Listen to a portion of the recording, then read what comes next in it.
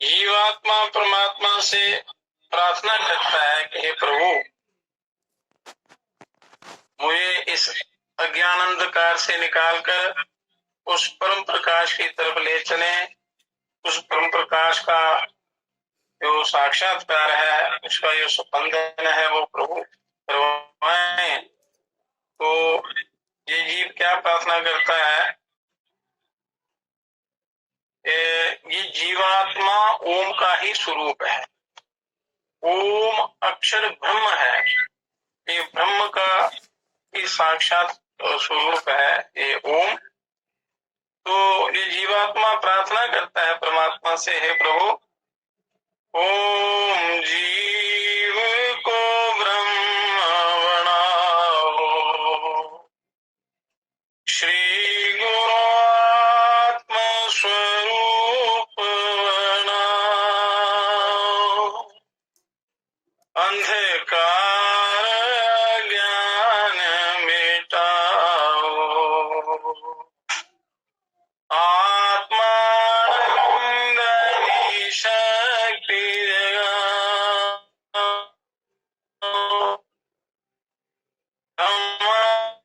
ब्रह्मानंदनी शक्ति जगाओ। ओम जीव को ब्रह्म बनाओ। ये जीवात्मा ओम का ही स्वरूप है।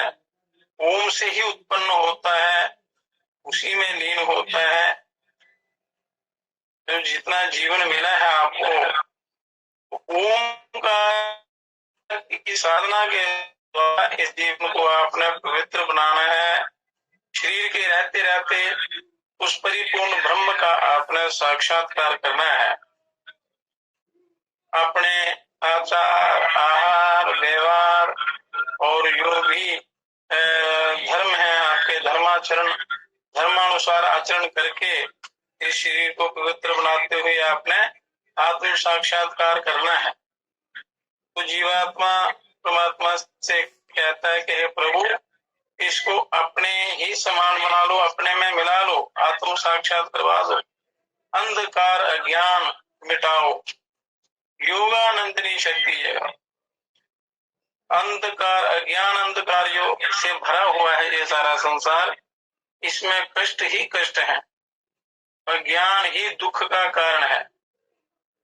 अज्ञान अंधकार मिटाओ, परमानंदनी ब्रह्मानंदनी शक्ति जगाओ। वो ब्रह्मानंद देने वाली उस दिव्य कुंडली शक्ति को प्रभु जागृत करो, जिससे मुझ जीवात्मा का उद्धार हो जाए। हे योगेश्वर, हे परमेश्वर, हे सर्वेश्वर, हे जगदीश्वर, मन विक्षेप आवरण मिटाकर, मन विक्षेप आवरण मिटाकर, परमानंद माया हंस बनाओ, परमानंद माया हंस बनाओ। हे योगेश्वर, हे परिपूर्ण ब्रह्म परम पिता परमात्मा परमेश्वर, हे जगदीश्वर, मेरे माल विक्षेप और आवरण को मिटाकर मुझे परम हंस बना दो, परम शुद्ध बना दो, परम पवित्र बना दो, परम ब्रह्म बना दो प्रभु। क्योंकि मल, विक्षेप और आवरण, ये तीन मल जो हैं, ये उस परमात्मा का साक्षात्कार नहीं होने देते, ब्रह्म का साक्षात्कार नहीं होने देते, वो अंदर रहने वाले उस परमात्मा का अनुभव नहीं होने देते। तो सत्कर्मों के द्वारा और योग साधना के द्वारा इन मलों का नाश करके प्रभु मेरा अज्ञानंद मिटाकर मुझे परम शुद्ध, परम हंस, परम पवित्र बना दो, जिससे मुझे मेरा आत्मबोध करवा दो। स्वरूपा स्थिति में मैं पहुंच जाऊं। ये प्रभु ऐसी कृपा करो, क्योंकि मल, फिर विक्षेप और आवरण, ये तीन चीजें जो हैं ये उस ज्ञान के प्रकाश को ढके हुए हैं। जब ये तीनों प्रकार की शुद्धि हो जाती है सत्संग के द्वारा, ध्यान के द्वारा, योग की विधियां हैं अनेक प्रकार की, क्योंकि हर व्यक्ति की विचारधारा, उसका रहन सहन, उसका कर्म व्यवहार सब अलग होता है। तो हर साधना हर व्यक्ति के लिए, एक ही साधना हर व्यक्ति के लिए उपयुक्त नहीं होती। तो अपनी योग्यता के अनुसार आत्म कल्याण की जो साधनाएं हैं उस साधना को निरंतर करना चाहिए, तभी उसका परमात्मा का प्रकाश जो है वो प्राप्त होता है, उसका साक्षात्कार होता है। साधना के प्रारंभ में जो जिज्ञासु लोग हैं, आत्म कल्याण के जो जिज्ञासु हैं, जब साधना प्रारंभ करते हैं तो प्रारंभिक अवस्था में उनका उस परमात्मा से स्पंदन हो जाता है। तो फिर ये जीवात्मा बस उसकी खोज में लग जाता है और उसको साक्षात्कार हो जाता है, और फिर वो विषय विकारों के सुखों में नहीं पड़ता, क्योंकि विषयों के सुख दुख देने वाले। तो ये जीवात्मा परमात्मा से प्रार्थना करता है कि मल जो है, राग द्वेष रूपी मल है, शरीर के अंदर काम, क्रोध, लोभ, मोह, राग, द्वेष इत्यादि मलों से भरा हुआ है। उससे मनुष्य बड़े अनुचित कर्म करता है, उससे अज्ञान छा जाता है, अंधकार छा जाता है, चित्त विक्षिप्त हो जाता है, विक्षेप आ जाता है, वो फिर एक अज्ञान का पर्दा सा बन जाता है जो जीवात्मा को परमात्मा का बोध नहीं होने देता। हे प्रभु, ऐसी कृपा करो जिससे मुझे शरीर और आत्मा का अलग अलग अनुभव हो जाए, क्योंकि शरीर प्रकृति का है, ये जीवात्मा उस परिपूर्ण ब्रह्म का अंश है। तो जब अपने स्वरूप की स्थिति का बोध हो जाता है तो ये जीवात्मा को, ये जीव अपने आप को इस शरीर से अलग मानता है, उसका अनुभव हो जाता है, तो उसका कल्याण हो जाता है, उसका मार्ग जो है वो स्पष्ट हो जाता है, उसको लक्ष्य की प्राप्ति हो जाती है। तो आत्मज्ञान द्वारा ही मनुष्य अपनी परमोच्च स्थिति को प्राप्त कर सकता है। जीते जीवी और शरीर छोड़ने के बाद भी लोक लोकांतर में भी उसको कोई हानि नहीं होती।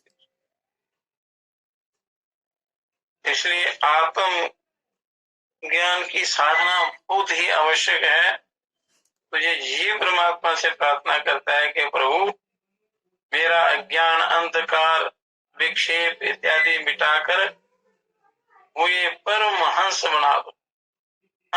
मैं जीवात्मा सा वो परमात्मा जो हम श्वास लेते हैं, जो चल रहा है दिन रात, उसी परिपूर्ण ब्रह्म का ये अखंड जाप हो रहा है। तो आपने उसमें मन लगाना है, उसको अच्छी प्रकार उसका अभ्यास करना है। तो जैसे जैसे अभ्यास बढ़ता चलेगा तो अज्ञान अंधकार दूर होता चलेगा और वो परमात्मा का प्रकाश स्पष्ट दिखाई देगा, उसका साक्षात्कार होगा, अनुभव होगा। तो जैसे दर्पण मिट्टी से जब मैला हो जाता है तो उस पे आर पार दिखना बंद हो जाता है, उसे अपना वो प्रतिबिंब दिखाई नहीं देता या आर पार दिखाई नहीं देता। जब उस मल को साफ कर दिया जाता है, धो दिया जाता है, उसको हटा दिया जाता है, तो बिल्कुल स्पष्ट रूप से दिखाई देता है। उसी प्रकार जब अब हम अंतःकरण के मलों को योग के द्वारा या ध्यान के द्वारा, जो भी युक्ति आप अपनाते हैं उसके द्वारा उस मलों को भस्म कर देते हैं, शुद्ध कर देते हैं, तो फिर वो परमात्मा प्रकाशित हो जाते हैं, स्वरूप का अनुभव हो जाता है। लक्ष्य है उसकी प्राप्ति हो। तो ये जितने भी साधन हैं ये अंतःकरण की पवित्रता के लिए हैं। तो मनुष्य को अपने उद्धार कल्याण में लग जाना चाहिए, क्योंकि ये ध्यान साधना सबसे सर्वोपरि सीधा और छोटा उत्तम मार्ग है। तो यदि इतना मूल्यवान इतना पवित्र जीवन पाकर भी जो मनुष्य आत्मानुसंधान ईश्वरानुसंधान नहीं करता तो उसका भाग्य बिगड़ जाता है, वह जन्म मरण का चक्र समाप्त नहीं हो। फिर जीवात्मा प्रार्थना करता है कि हे प्रभु, नित्यानंद महाप्रभु मोहन शक्ति धाम सिद्धि संदोहन कृष्ण ब्रह्म शिव शक्ति मद्गुरु ज्ञानामृत पान कराओ, ज्ञानामृत पान कराओ। ओम जीव को ब्रह्म बनाओ, श्री गुरु आत्म स्वरूप बनाओ, अंधकार अज्ञान मिटाओ, आत्मानंदनी शक्ति जगाओ। हे प्रभु, मेरे अंतःकरण के सब दोषों को हटाकर वो ये ज्ञान रूपी अमृत का पान कराओ। वो ज्ञान रूपी अमृत अभी मिलेगा जब आप उसके लिए प्रयत्न करेंगे, साधना करेंगे। केवल बातों से नहीं होता, केवल बातों से संतुष्ट होने से उस आत्म तत्व की प्राप्ति नहीं होती है, उसके लिए प्रयास प्रयत्न करना पड़ता है। तो जीव प्रार्थना करता है, क्योंकि प्रार्थना बहुत ही जरूरी है, आवश्यक है। प्रार्थना से आधा काम हो जाता है, आधी साधना हो जाती है, परमात्मा प्रसन्न होते हैं। कोई भी काम करना हो यदि किसी से प्रार्थना पूर्वक किया जाए तो वो जल्दी उसकी पूर्ति होती है, जल्दी प्राप्ति होती है और जल्दी उसका कल्याण होता है। इसलिए बड़े सरल और विनम्र भाव से आपने जिज्ञासु बनकर वो प्रार्थना करनी है। तो आपके अंदर रहने वाले परमात्मा वो सुनते हैं और वो कृपा करते हैं। है स्वयं भूलिंग को बैठी घेरे, ब्रह्मामृत पी जाय सवेरे, अंतर में युग युग से सोई, श्री कुंडलिनी शक्ति जगाओ, श्री कुंडलिनी शक्ति जगाओ। ओम जीव को ब्रह्म बनाओ, श्री गुरु आत्म स्वरूप बनाओ।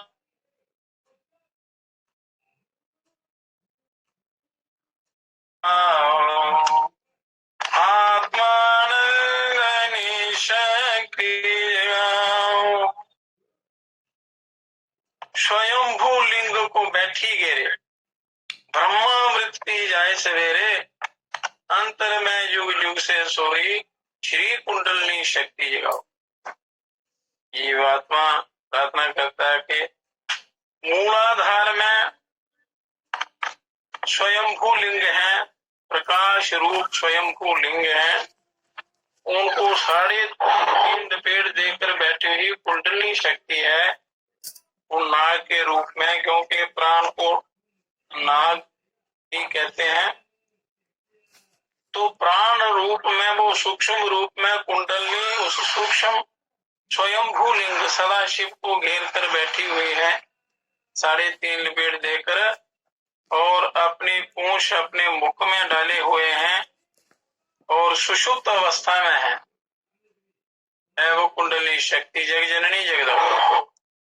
तो ये सोए सारे अमृत का पान कर जाती है। ब्रह्मा अमृत पी जाए से सवेरे, जो सहस्रार बिंद से अमृत टपकता है वो जीवात्मा को ना मिलकर ये कुंडली शक्ति उसको ग्रहण कर लेती है, पी जाती है।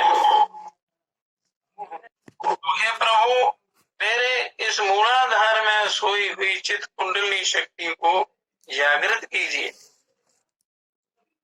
क्योंकि करोड़ों युगों से सोई हुई कुंडली शक्ति के जागृत हुए बिना आत्म ज्ञान ब्रह्म ज्ञान की प्राप्ति नहीं होती, आत्म साक्षात्कार नहीं होता है। तो प्रभु कृपा करके इस महाशक्ति को जागृत करो। और जब कुंडली शक्ति जागृत होती है तो करोड़ों बिजलियों, करोड़ों अग्नियों, करोड़ों सूर्यों और चंद्रमाओं के समान प्रकाश को लेकर मूलाधार से सुषुम्ना में प्रवेश करती हैं और सारे चक्रों का भेदन करती हुई अपने ब्रह्मरंध्र में जाती है। ये कुंडलिनी योग है। और तो इस जीव की क्या स्थिति होती है कि ये जीव जो है ब्रह्मा विष्णु महेश के समान उनकी स्थिति को प्राप्त हो जाता है, परमानंद की अनुभूति होती है। उस समय उस आनंद का वर्णन नहीं किया जा सकता, ऐसा प्रकाश प्रकट होता है कि वो ना ठंडा है ना गर्म है, परमानंददायक है। उसके स्वरूप का वर्णन नहीं कर सकते, वो वर्णन से रहित है, वो शब्द ही नहीं, उसका केवल अनुभव किया जाता है। तो जो साधना करते हैं, अभ्यास करते हैं, उनको उसका साक्षात्कार होता है। पर उसके लिए मनुष्य के अंदर योग्यता होनी चाहिए, पात्रता होनी चाहिए, उसका वेग सहन करने के लिए, उसका प्रकाश, उसका तेज। तो उसके लिए पहले आपने अपने विचारों को पवित्र बनाना है। विचार पवित्र होंगे जब आपका आहार पवित्र होगा, फिर विचारों की पवित्रता होगी, अच्छे संस्कार होंगे, अच्छा चाल चलन होगा, अच्छा संग होगा, तो उसमें वो आध्यात्मिक शक्ति आ जाती है उस तेज को सहन करने की। तो वो वही तेज उस परिपूर्ण ब्रह्म में मिला देता है, वो ब्रह्म का ही प्रकाश होता है। तो पूर्ण ब्रह्म में वो स्थिति करा देता है। इस जीवात्मा का जीते जी उद्धार हो जाता है, कल्याण हो जाता है। तो कुंडली शक्ति जागृत कैसे हो? तो प्राणायाम के द्वारा भी जागृत होती है, जाप के द्वारा भी। जो भ्रुकुटी में ध्यान करते हैं, छठी इंद्री जो है, आज्ञा चक्र है, तो ये बड़ी ऊंची साधना है। ओमकार का ध्यान, पद्मासन लगे तो लगाए, नहीं तो सरल आसन में या स्वस्तिक आसन में बैठकर तो भ्रुकुटी को केंद्र बनाकर ओम का ध्यान करना। ओम इस श्वास प्रश्वास के साथ ओम की साधना, ओम का ध्यान करना, तो बड़ा जल्दी ये चक्र खुल जाता है, रुद्र ग्रंथि खुल जाती है, उस आत्मा का स्पर्श होता है, उस ब्रह्म का, उस परमानंद का जो सदा से आपके अंदर है, पर अज्ञान के कारण उनका साक्षात्कार नहीं होता, अनुभव नहीं होता। मनुष्य बाहर की तरफ ही रहता है। जीवात्मा फिर प्रार्थना करता है कि जागृता कुंडली शक्ति योग पद्माण विनतयता विसर्ग बिंदो रे केनम जीवन मुक्ति सुखं श्रेय। जब महाकुंडली जागृत होती है, मूलाधार पद्म की मध्य कर्णिका के त्रिकोण काम कला पीठ में, मूलाधार में नाभि के नीचे स्वाधिष्ठान है, उसके थोड़ा सा नीचे रीढ़ की हड्डी के मूल में वो मूलाधार पद्म है। तो उसमें विराजित काम बीज के ऊपर विराजित नील ज्योतिर्मय अति सुंदर स्वयंभू लिंग को 3.5 लपेट देकर घेर कर बैठी हुई कुंडली शक्ति नीचे से ऊपर की ओर मुख और ऊपर से नीचे की ओर पूंछ मुख में डाले हुए कुंडली शक्ति सहस्रार बिंद से भरा हुआ यो ब्रह्म द्रव्य अमृत बिंदु का पान करती हुई योग निद्रा में सुषुप्त है, सुषुप्त रहती है। जो जीवात्मा को अमृत मिलना चाहिए, सोई हुई कुंडली शक्ति पी जाती। तो यदि अगर कुंडली जागृत हो जाए तो वो अमृत जो है वो इस जीवात्मा को मिलता है, जिससे जीवात्मा का उद्धार हो जाता है, कल्याण हो जाता है। जन्म जन्मांतर का जो सफर है वो उस समय पूरा हो जाता है, जो उसका लक्ष्य है उसकी प्राप्ति हो जाती है।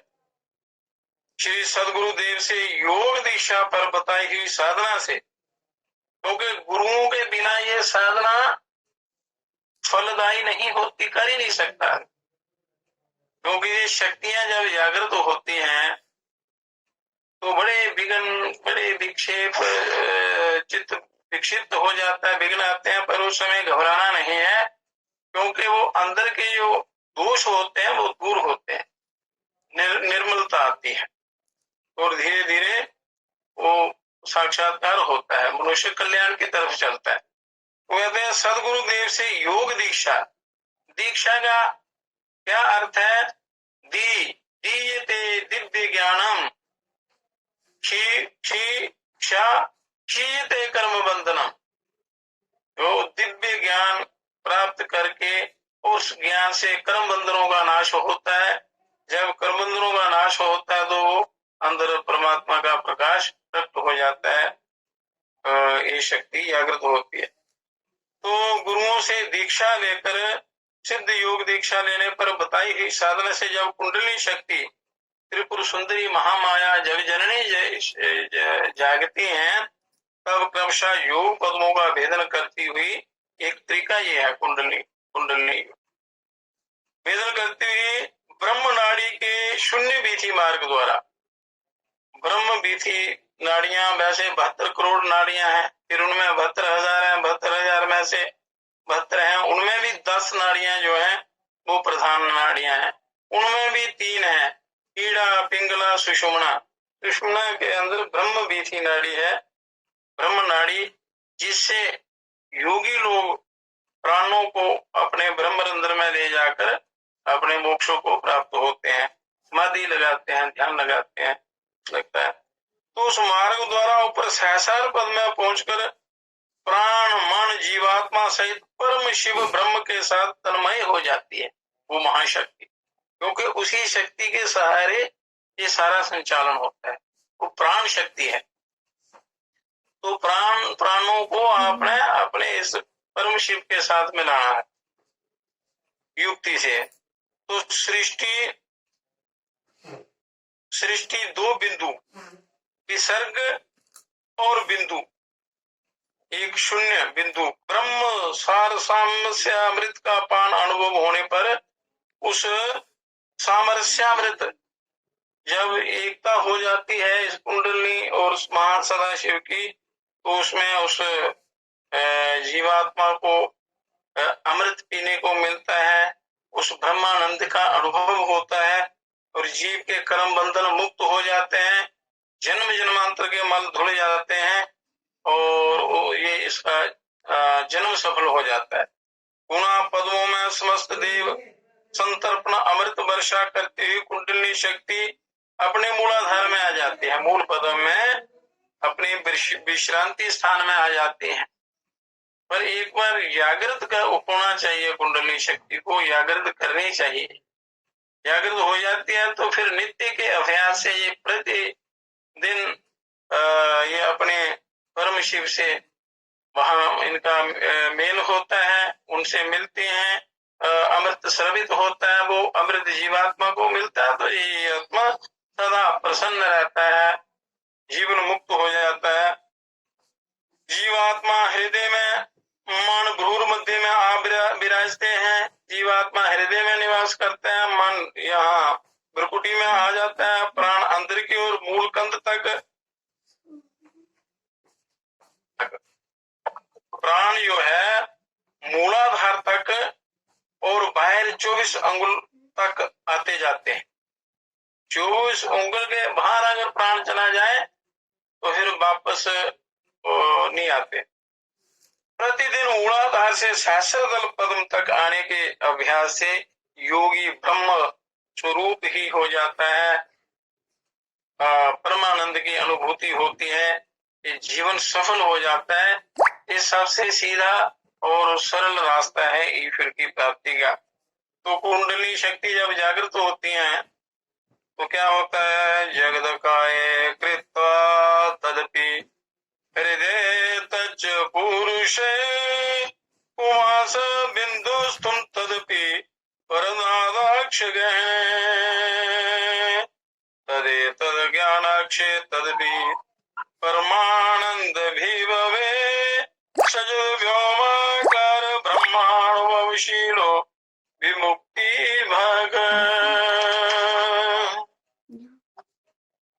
सृष्टि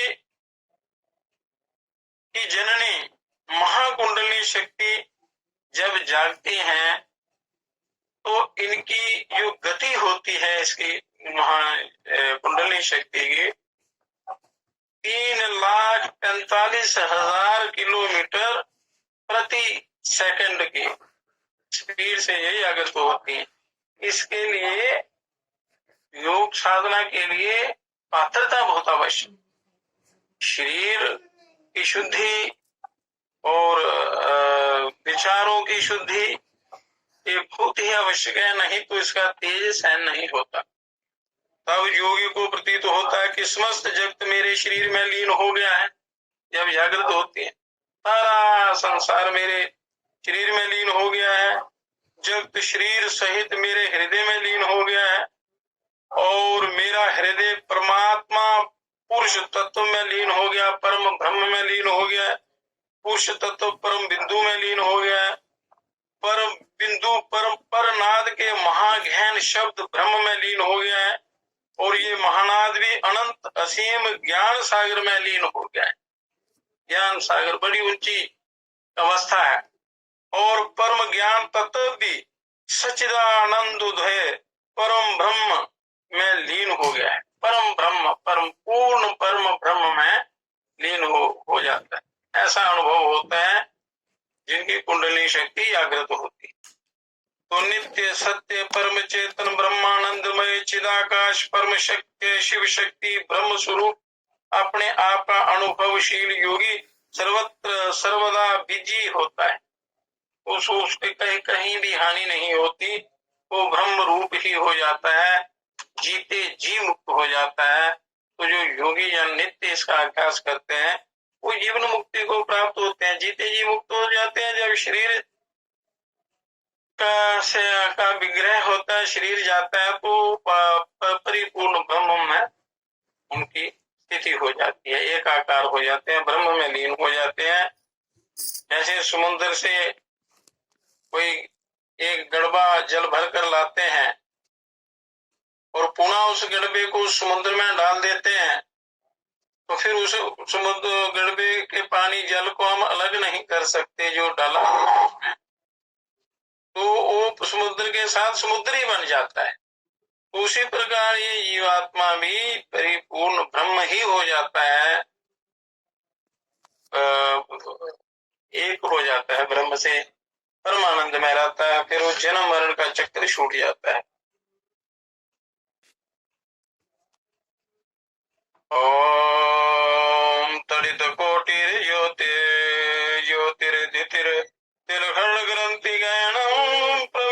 स्वाधारं पुनरपि सुधा वृष्टि बपुहा किमपि सजदानंद घनानंद सगलीभूतं निशं भये धाम श्यामं शिवरस्फुटं निश्चल चित्त कुंडली शक्ति जब जागती हैं तो असंख्य सूर्यों के समान दीप्यमान होकर अपने प्रभा मंडल से ही समस्त योग पद्मों को जटिल ग्रंथियों का वेदन हो जाता। ब्रह्म ग्रंथि, विष्णु ग्रंथि, रुद्र ग्रंथि, अज्ञान जो है उसका नाश हो जाता है और अपने परमात्मा ब्रह्म धाम सहस्रार बिंद में परम शिव में तलीन होकर पुनः समरस स्वरूप योगामृत की वर्षा करती है। योग रूपी अमृत, योगामृत की वर्षा होती है उस समय, तो ये जीव कृत्य हो जाता है, ये परमानंद में लीन हो जाता है। शिव शक्ति की एक ही भावाद्वय ब्रह्म समाधि में अनिर्वचनीय है, जिसका वर्णन नहीं किया जा सकता, अनिर्वचनीय सचिद घनानंद दय ब्रह्म ही सावोर निरंतर रहता है, ऐसा अनुभव होता है। और परमामृत शिव सामरस्य से अप्लावित निश्चल आभामय ब्रह्म गण श्याम का ही भजन सेवन करता रहूं, ऐसा अनुभव होता है कि मैं ये ब्रह्मानंद से मैं कभी दूर ना हूं, तो सदा के लिए उस ब्रह्मानंद में ये जीव रहता है। फिर ये जीवात्मा कहता है ओम का नाद दहर में जागे, आत्मानंद में सभी दुख भागे, हे परमात्मा धर्म मेघ की अमृत वर्षी समाधि लगाओ।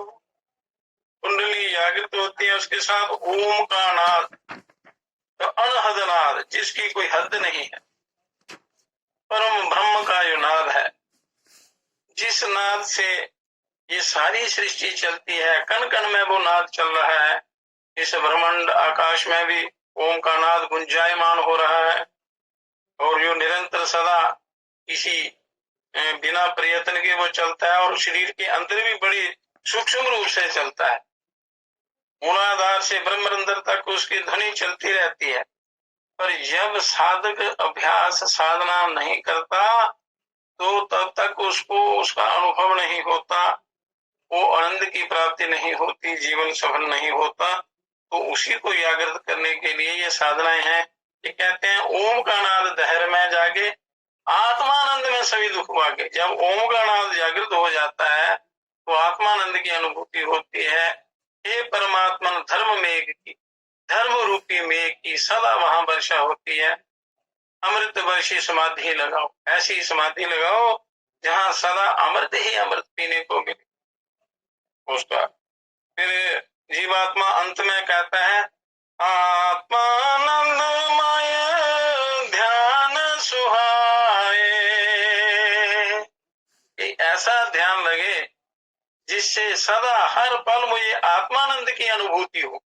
तो जो ध्यान साधना करते हैं, जिनको उसका स्पर्श हो चुका है, वो सदा जागृत अवस्था में भी आत्मानंद में रहते, काम करते हुए भी आत्मानंद में रहते और सोए हुए भी उस ब्रह्मी स्थिति में रहते हैं। ध्यान में बैठे हुए भी वो एक जैसी स्थिति हो जाती है। ध्यान में भी वो उस ब्रह्मानंद का अनुभव होता है, सब और प्रकाश ही प्रकाश फैल जाता है और हर पल कोई पल उसको उस ईश्वर के बिना नहीं बीतता। तो जीव जब तक जीता है तो ब्रह्मानंद में रहता है, जब शरीर छोड़कर जाता है तो वो ब्रह्म में एक हो जाता है, ब्रह्म रूप ही हो जाता है।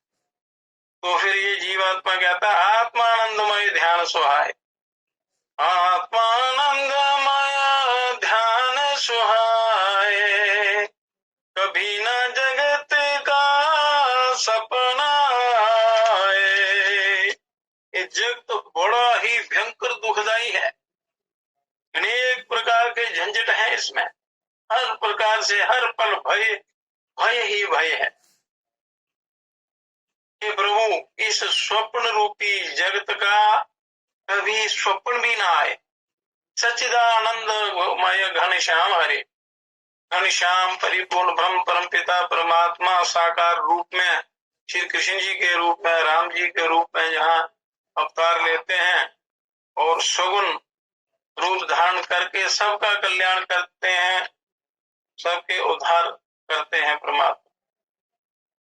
सच्चिदानंद घन श्याम हरे, परमानंदमय प्रभु राम हरे, ब्रह्मानंदमय सुदावर साम, परमानंदमय सुदावर साम। हे गुरुदेव, उस ऐसी अमृत की वर्षा करो जिससे मुझे परमानंद ही परमानंद प्राप्त हो, मुझ जीव का उद्धार हो जाए। तो इस प्रकार ये ओमकार के द्वारा, ओमकार की साधना के द्वारा ये कुंडली शक्ति प्राण साधना द्वारा जागृत होती है।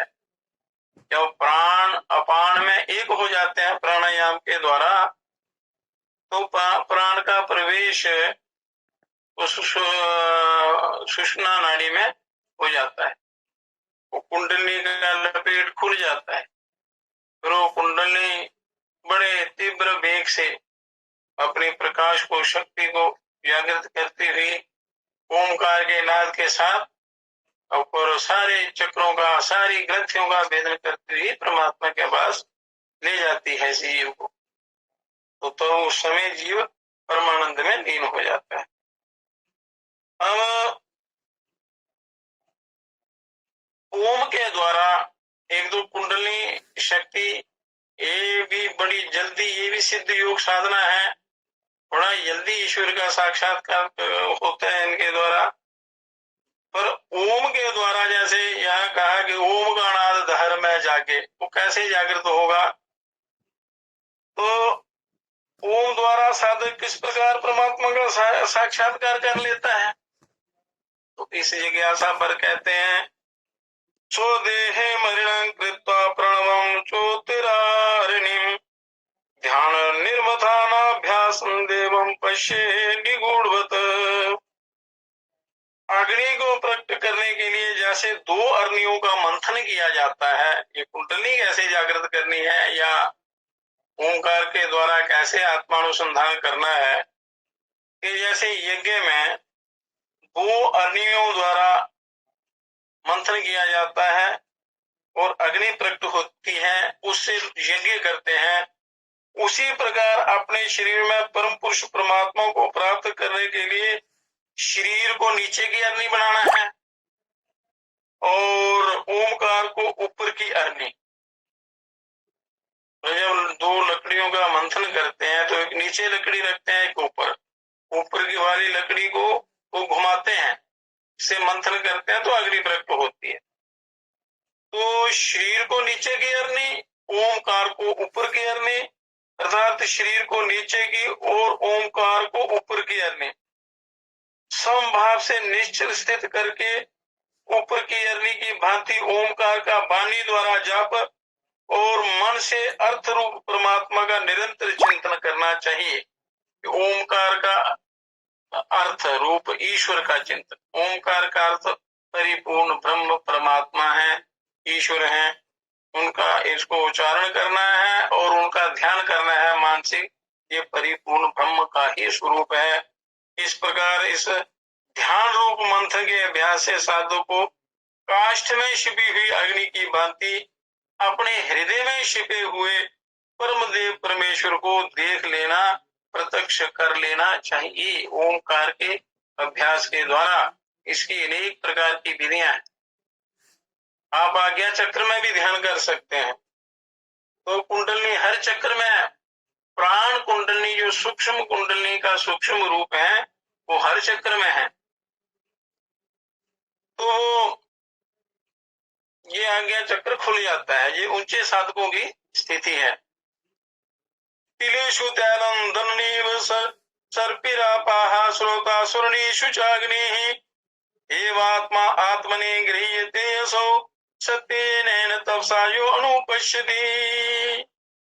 जिस प्रकार तिलों में तेल, दही में घी, ऊपर से सूखी हुई नदी के भीतरी स्रोतों में जल, ये नदियां ऐसी होती हैं ऊपर से सूखी होती हैं, परंतु उनके अंदर नीचे वो जल रहता है, स्रोत बहते हैं।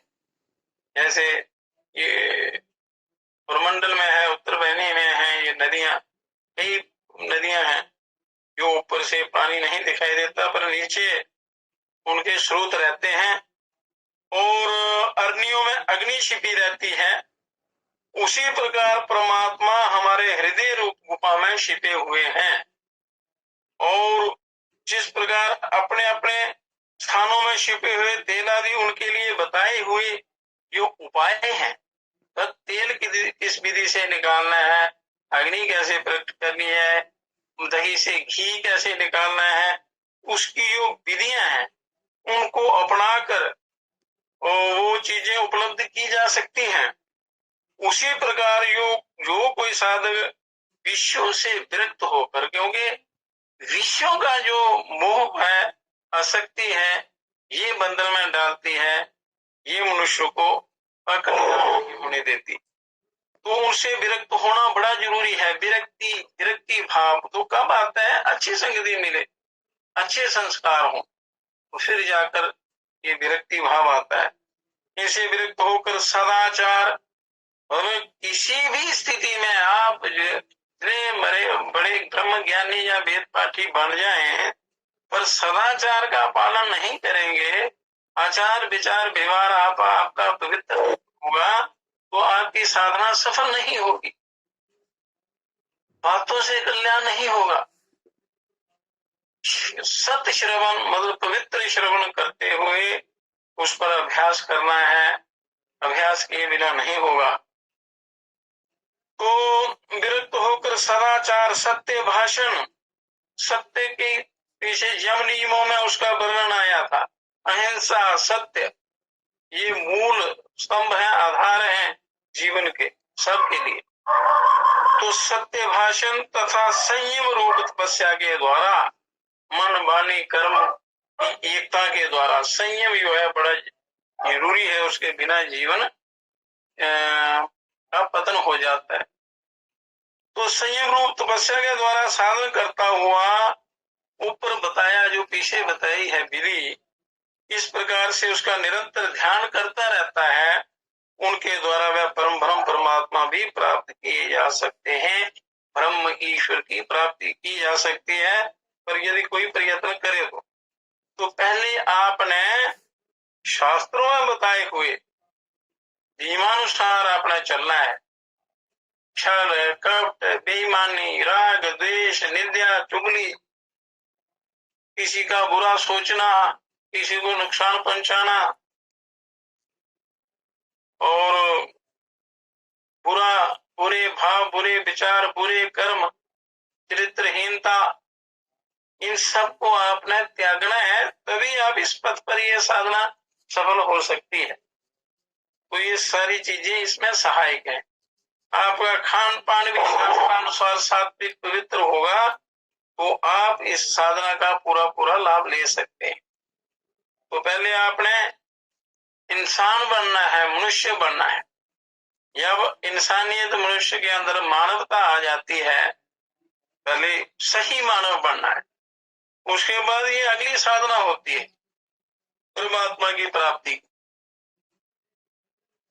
तो सर्वव्यापिनमात्मानं क्षीरे सर्प परिवार्पितम् आत्म विद्यात् तपोमूलम् तद ब्रह्मोपनिषत्तत्परम् तद ब्रह्मोपनिषत्तत्परम्।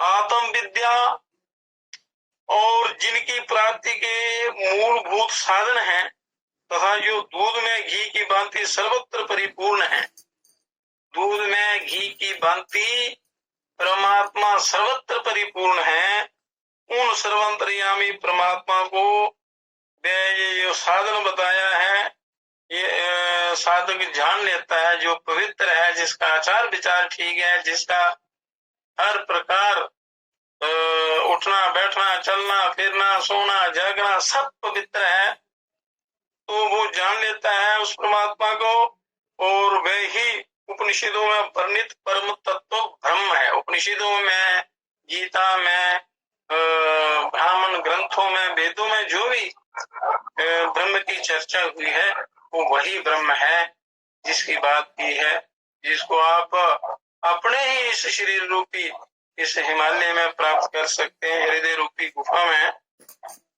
तो इस उपनिषद में ये ब्रह्म का तत्व समझाया गया है। तो कैसे आपने इसको प्राप्त करना है मनुष्य को? नजरों से देख प्यारे क्या रूप है तुम्हारा। मनुष्य अपने स्वरूप को भूलकर संसार भोगों में मस्त हो जाता है, दिल राह रहता है, तो उससे उसको बड़ा जल्दी क्या चर्चा की है, बस इसका प्रैक्टिकल आपने अभ्यास करना है। तो कैसे करना है?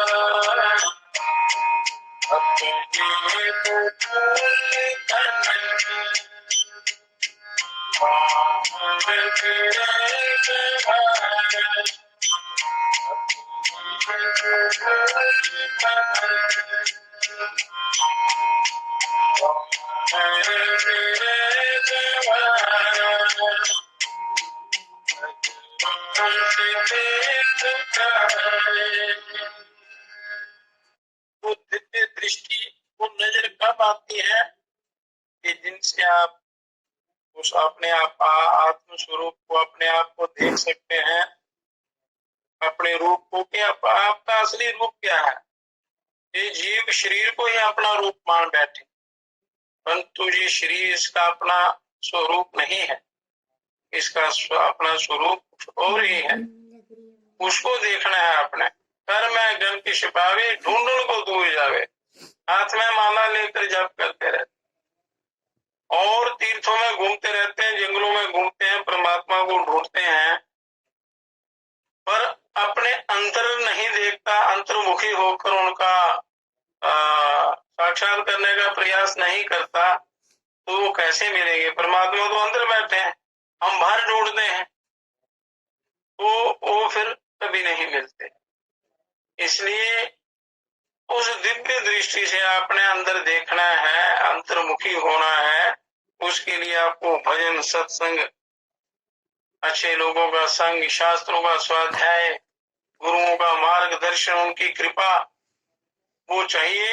पर प्रयत्न, अभ्यास तो आपने करना है, कुछ ना कुछ मेहनत तो आपने करनी है। बाकी काम सिद्ध पुरुष लोग करते हैं, गुरु लोग करते हैं, बड़ी सहायता करते हैं, पर करने वो सहायता लेने की योग्यता आप में होनी चाहिए। तो कुछ न कुछ अंश आप में होना चाहिए, वो जिज्ञासा होनी चाहिए, वो तीव्र इच्छा, तितिक्षा होनी चाहिए अंदर, उस आत्म कल्याण की इच्छा। तो क्या स्थिति होती है जीव मनुष्य की?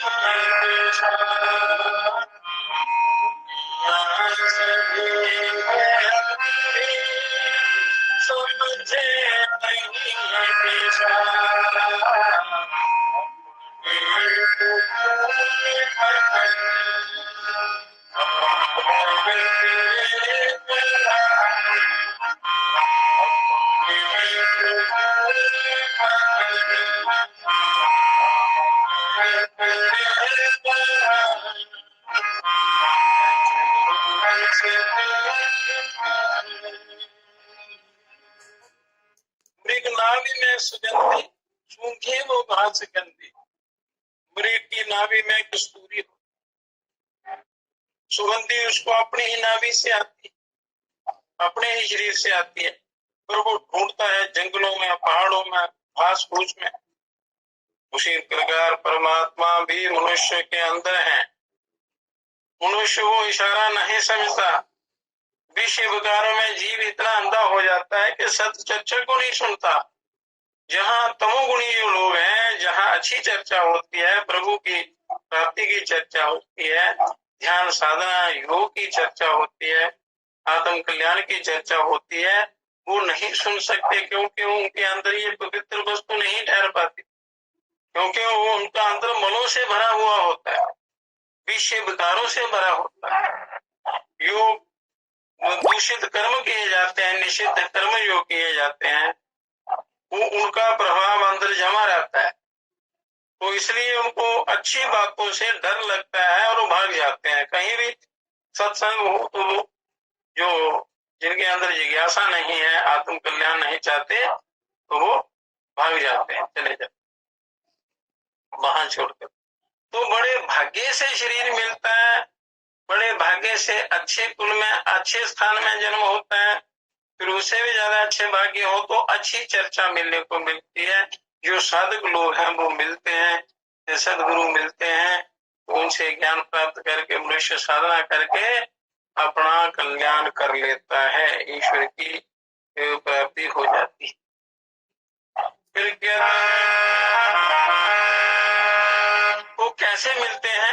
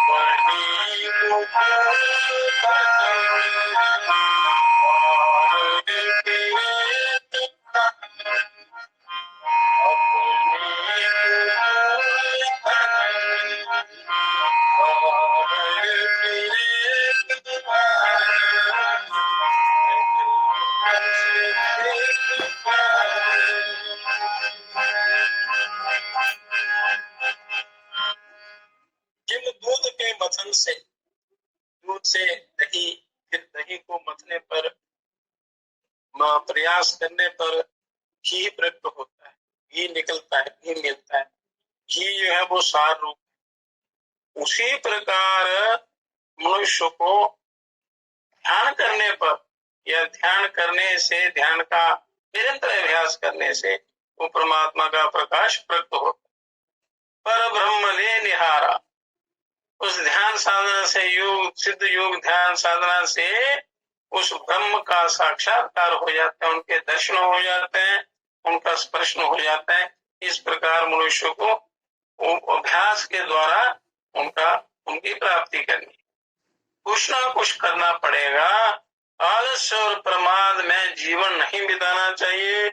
विषय विकारों में, बुरे कर्मों में जीवन कभी नहीं बिताना चाहिए। किसी का कभी बुरा नहीं सोचना, तभी आप इस साधना में चल सकते हैं कि ईश्वर की प्राप्ति करें।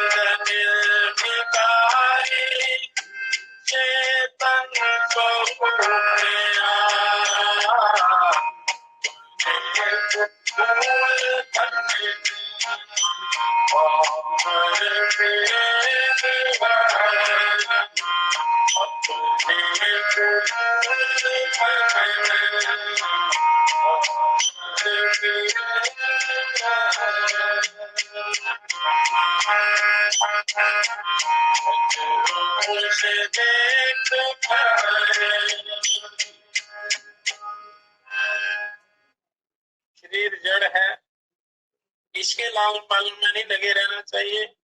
इसको स्वस्थ रखते हुए अपना लक्ष्य साधना चाहिए।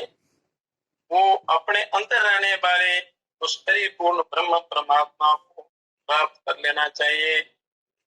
ब्रह्मानंद निर्विकारी चेतन स्वरूप न्यारा, जो निर्विकार है ये आत्म तत्व और बड़ा दिव्य है। चेतन स्वरूप जो है ये बहुत ही न्यारा है, इसका साक्षात्कार करना है। इस स्वरूप को उस ब्रह्म में मिलाना है। वो एक ही है, ब्रह्म जीवात्मा परमात्मा एक ही है। पर जीवात्मा जब ये माया के बंधन में फंस जाता है तो जीव कहलाता है, फिर इस चक्कर काटता रहता है। पुण्य कर्म और तृष्णा की डोर से बंधा हुआ ये जन्म जन्मांतर भटकता रहता है। पाप पुण्य और तृष्णा, कभी पाप करता है, कभी पुण्य करता है, कभी पाप पुण्य मिश्रित करता है। पाप करने से नरकों की प्राप्ति होती है, पाप पुण्य जो मिश्रित होने से इसी लोक में जन्म बार बार होता है। पुण्य करने से स्वर्ग की प्राप्ति होती है और फिर पुनः वापस आना पड़ता है। और तृष्णा जो है इसको अपनी बांधे रहती है, तृष्णा की डोर इसको कसकर बांधती है। तो इन सब से छुटकारा पाने के लिए ये ध्यान साधना, ओम की साधना सर्वोपरि है। अब कहते हैं जुंजान प्रथम मनस्तत्वाय सविता धिया अग्निर्ज्योतिर्निर्वाच्य पृथ्व्या अध्यावर्त। ये सबको पैदा करने वाले परिपूर्ण ब्रह्म परम पिता परमात्मा पहले हमारे मन और बुद्धि को, वृत्तियों को तत्व की प्राप्ति के लिए अपने दिव्य स्वरूप में लगाएं और अग्नि और इंद्रियाभिमानी देवताओं की जो विषयों को प्रकाशित करने की सामर्थ्य है, इंद्रियों की, इनके जो अभिमानी देवता हैं उनमें जो सामर्थ्य है, उसे दृष्टि में रखते हुए बाहरी विषयों से लौटाकर बाहरी जो विषय है ये फंसा देते हैं जीवात्मा। वो मन बार बार विषयों की तरफ जाता है, अच्छाई की तरफ नहीं चलता। इसलिए कहते हैं कि हमेशा सत्संग का अनुसरण करो और विषय चर्चा, ग्राम्य चर्चाएं नहीं करनी चाहिए। और जितना हो सके अच्छे लोगों का संग करो। विषय विकारी लोगों का संग करोगे तो उनके पापों का सूक्ष्म प्रभाव आप पर पड़ेगा। इसलिए यदि अपना कल्याण चाहते हैं तो अपने आप को हर प्रकार से शुद्ध पवित्र बनाना है। तो इन विषयों से लौटाकर हमारी इंद्रियों में स्थिरता पूर्वक स्थापित कर दें, जिससे हमारी इंद्रियों का प्रकाश बाहर ना जाकर बुद्धि और मन की स्थिरता में सहायक हो। बुद्धि और मन जब स्थिर हो जाते हैं तो फिर परमात्मा का जो ज्ञान है वो प्राप्त होता है। युक्तेन मनसा वयं देवस्य सवितु सभे सुवर्गे आए शक्त्याः। हम लोग सबको पैदा करने वाले परम देव परमात्मा की आराधना रूप यज्ञ में लगे हुए मन के द्वारा परमानंद प्राप्ति के लिए पूर्ण शक्ति से प्रयत्न करें। मतलब प्रयत्न पूर्ण शक्ति से करना है। जितनी शक्ति से आप संसार के कामों में लगते हैं, जिनका कोई सिर पैर नहीं है, जो आपकी सहायता नहीं कर सकते हैं, जितनी लगन से आप उनके पीछे लगते हैं, और उतनी लगन से उतना प्रयत्न यदि आप सच्चे आनंद की प्राप्ति के लिए, अपने कल्याण के लिए लगाएं, हमारा मन निरंतर भगवान की आराधना में लगा रहे और हम भागवत प्राप्ति जनित परमानंद की अनुभूति के लिए पूर्ण शक्ति से प्रयत्नशील रहें। ये प्रार्थना परमात्मा से करें। प्रयत्नशील रहने से ही कल्याण होगा। बातों से संतुष्ट होने पर कुछ नहीं बनेगा। तो जो संसार की तरफ हम जितनी लगन से चलते हैं, उतनी लगन से आप परमात्मा की तरफ चलें तो परमानंद की प्राप्ति हो जाए, जीवन सफल हो जाए, सारा झंझट मिट जाए। तो अब कहते हैं युक्त्वाय मनसा देवान् सुवर्त्यो धिया दिवम् बृहद ज्योति करिष्यता सविता प्रसुवातितानम्। वह सबको उत्पन्न करने वाले परमात्मा मन और इंद्रियों के अधिष्ठाता देवताओं को, मन इंद्रियां इनके अधिष्ठाता देवता हैं। शरीर के अंदर देवताओं को प्रतिष्ठित किया है परमात्मा ने। तो जो स्वर्ग आदि लोकों में और आकाश में विचरने वाले तथा बड़ा भारी प्रकाश फैलाने वाले हैं, हमारे मन और बुद्धि से संयुक्त करके हमें प्रकाश प्रदान करने के लिए प्रेरणा करें, और ताकि हम उन परमेश्वर का साक्षात्कार करने के लिए ध्यान करने में समर्थ हों। उनका ध्यान जब तक आपके अंदर वो पवित्रता नहीं होगी, पात्रता नहीं होगी, ये देवलोक देवता सहायता नहीं करेंगे, तो उसमें वो उनका प्रकाश सहन करने के सामर्थ्य नहीं आती। तो इसलिए प्रार्थना करते हैं कि ये सारे इंद्रियाभिमानी जो देवता है वो भी हमारी सहायता करें। जो ईश्वर का प्रकाश है वो भी हमारी सहायता करें उस पूर्ण ब्रह्म के प्रकाश को प्राप्त करने में, परमेश्वर का साक्षात्कार करने में। तो हमारे मन, बुद्धि और इंद्रियों में प्रकाश फैला रहे हैं।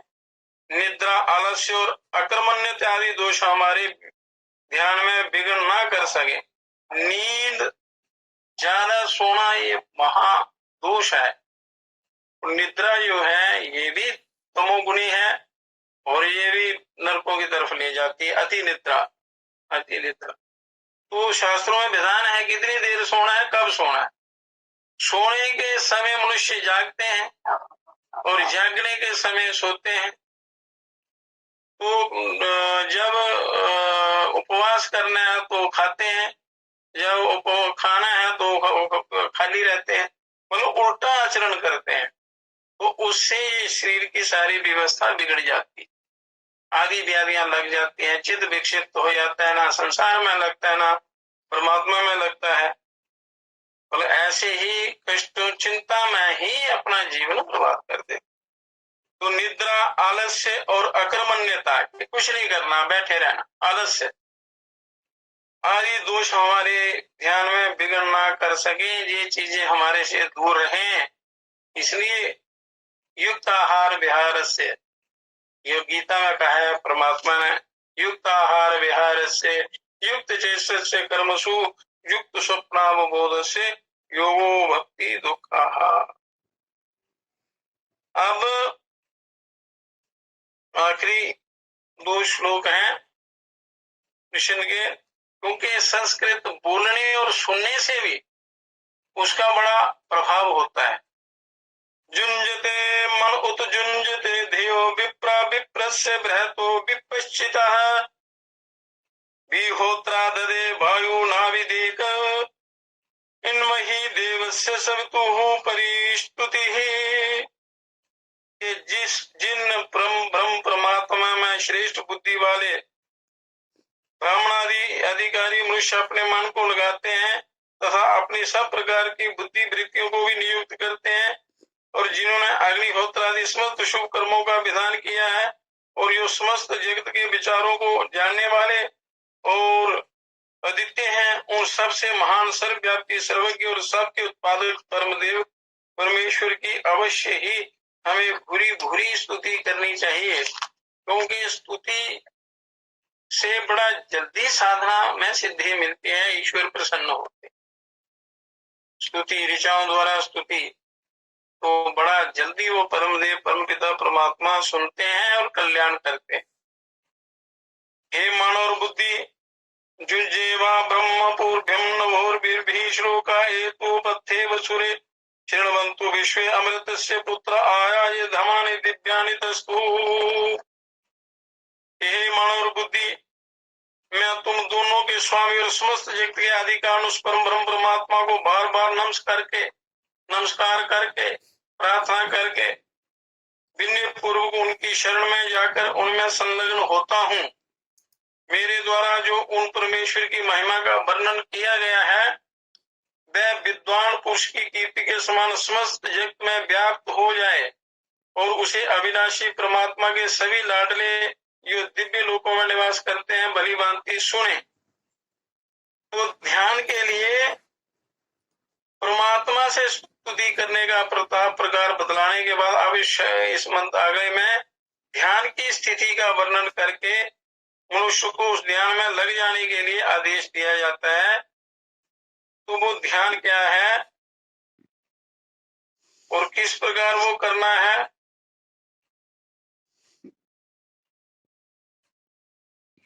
उसकी स्थिति का वर्णन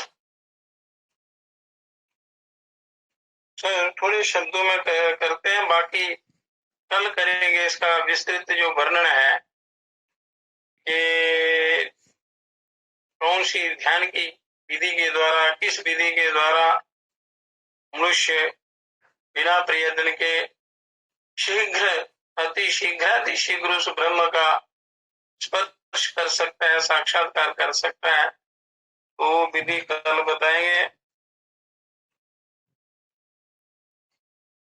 जैसे ओमकार के ही द्वारा, शब्द ब्रह्म के द्वारा भी आप वो जल्दी साक्षात्कार कर सकते हैं, क्योंकि ओम जो है ये परम शिव ही है। ओमकार से ही सृष्टि का उदय होता है। तीनों देव ब्रह्मा विष्णु महेश ये ओमकार स्वरूप ही है। सृष्टि भी इनसे प्रकट होती है, लीन भी इन्हीं में हो जाती है ओम में ही। तो इसी ओम की साधना की विधियां जो हैं उनका वर्णन कल कर लेंगे। बोलो सच्चिदानंद भगवान की जय, सदगुरुदेव महाराज की जय।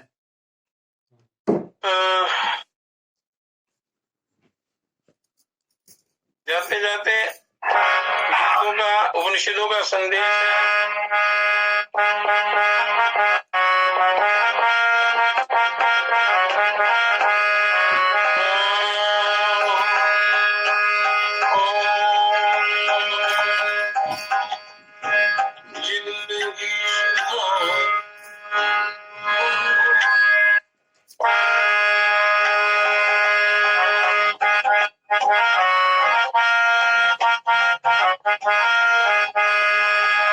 मनुष्य का काम क्या है, क्या करना चाहिए मनुष्य को जीवन में आकर?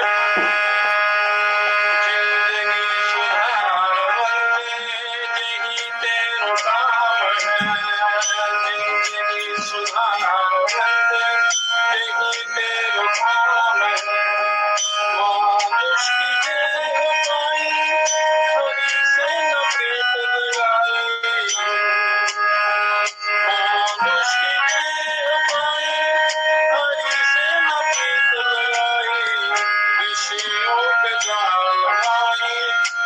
या निकाल है, विष्णु रूप जान माही बस या निकाल है, जिंदगी तुम्हार बंदे यही तेरे काम है, जिंदगी सुधार बंदे यही तेरे काम है।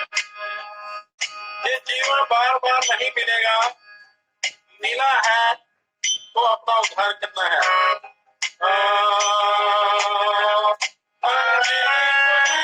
जैसे जामत शीर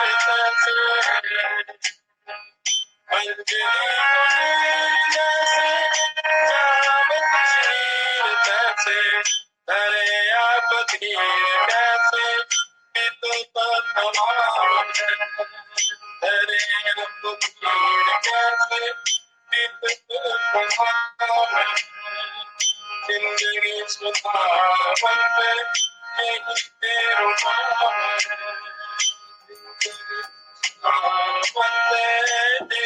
यही तेरे काम है।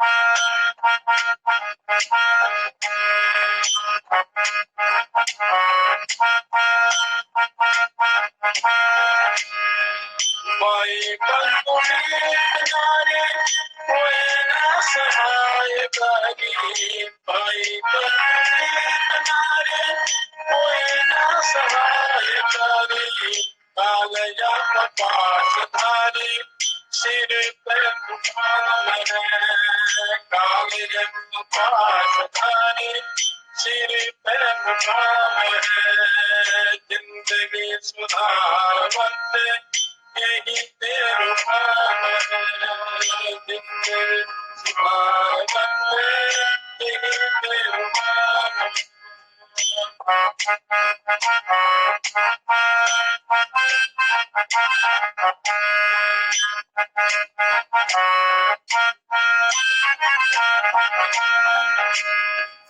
गुरु की शरण जाओ, प्रभु का स्वरूप जाओ, गुरु की शरण जाओ, प्रभु का स्वरूप जाओ, ब्रह्मानंद मोक्ष पाओ, सब सुख धाम है, ब्रह्मानंद मोक्ष पाओ, सब सुख धाम है, जिंदगी सुधार बंदे यही तेरे काम है, जिंदगी सुधार बंदे यही तेरे काम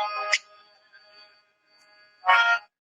इसलिए जीवन मिला है, बड़ी अनमोल जिंदगी मिली है, तो इसका सुधार करना है, यही काम है मनुष्य का, अपना जीवन सुधारना, इसको सफल बनाना।